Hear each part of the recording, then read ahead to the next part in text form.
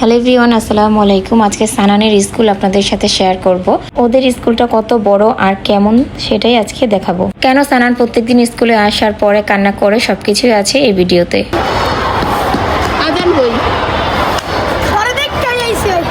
প্রতিদিন সানান তার ফ্রেন্ড আজান একসাথে স্কুলে আসে, আর আজকে ফুল ফ্যামিলি চলে এসেছি সানানকে দিতে। একটু সময় বাকি আছে ক্লাসে মিস যাওয়ার, তাই সানান এখানে দাঁড়িয়ে আছে আর আমি গেটের বাহিরে ও গেটের ভিতরে। তো প্রত্যেকদিন যখন আমার ছেলে কান্না করে তখন আমার কেমন লাগে।